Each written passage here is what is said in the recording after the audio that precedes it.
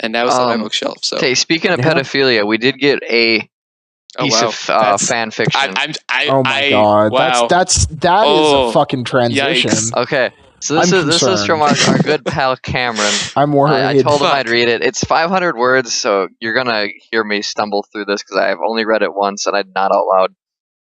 But there's no pedophilia, right? Like that. I'm not gonna spoil anything. That's not a spoiler. Okay, great. Fuck. That's one of the guidelines that I put in place last week. To be fair, I'm pretty sure I put the guideline in place. And it was more of a please, not a firm, hard rule. Unlike dicks and children. God. I'm going to cut that. Actually, I might not. Yes, I might be okay with that. Probably for the best. Anyways. What's our episode going to be called this week? Dicks and children. God, no.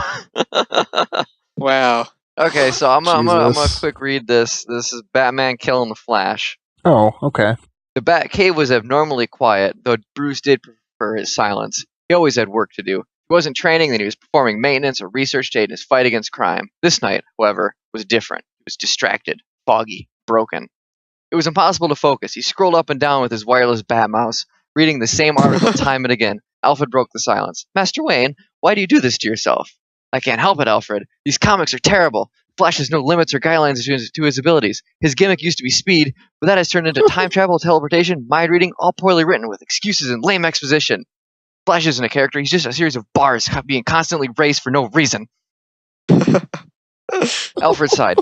I know, Bruce, but what is there that you can do about it?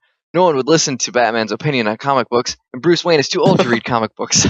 Or at least he's supposed to be. Bruce slammed his hands on the desk before rising. That's it then. In order to bring justice to the world, I will need to create an alter ego.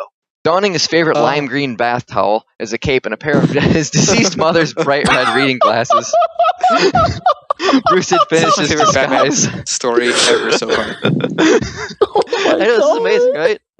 He waited patiently in the waiting room at DC Comics headquarters, knowing that Bruce Wayne had already arranged for his hiring thanks to a very large check made out to the executives at DC, who are all very easily manipulated by money.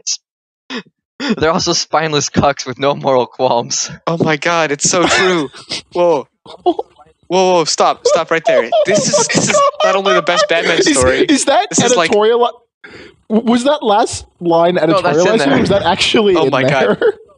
This is the best Batman story I've read in a long time, and it's also like it's taking the industry and dissecting it. And wow. All right. Sorry, continue. The secretary called for him. Mr. Joshua Williamson, you're next. Bruce smiled politely before taking the first steps in his grand plan. Is that a joke, the Joshua Williamson thing, or just a really generic name that's funny? He's the writer of The Flash. Oh, no, She's shit. The writer awesome. Of the Flash. After a couple months undercover, Bruce was able to earn the trust of his editor and got the assignment he so craved, The Flash. He went to work. He did a lot of work on writing the comics and shit, and also did a lot of planning on how to make it all shitty and stuff, and make the Flash look bad. It was great. His unnamed editor approached him from behind. Josh, these issues you're writing are getting a little weird. I'm worried it's hurting the reviews for the book. So hope you know what you're doing. Oh, I do, Bruce smirked. I know exactly what I'm doing. Ha ha, ha ha, wah ha ha ha. All right. After the Flash Afterbirth number 87, his editor had enough. I've had it, he shouted. Flash cannot just magically replace his arms with two other legs to run backwards and forwards at the same time. This is too hard to draw. Even though it's the best idea I've ever heard. Just look at these reviews. We went from 10 out of 10 to 9 out of 10 since you took over. I got word from top. They're going to kill off the Flash. And my work here is done, Bruce said, leaping up from his chair before firing a grappling hook to latch to the open window frame, not 2 feet from his desk. And I've been molesting your son. Oh, God. The editor cocked an eyebrow. What the hell are you talking about? I don't have any kids. Well, I've been molesting someone's son. Then with a flash of smoke, DC Comics' most accomplished writer flew out the first story window and swiftly jogged down the street to pursue other justice. Oh. Wow. Well, it was great because I told him not to do that, and then he did it anyways.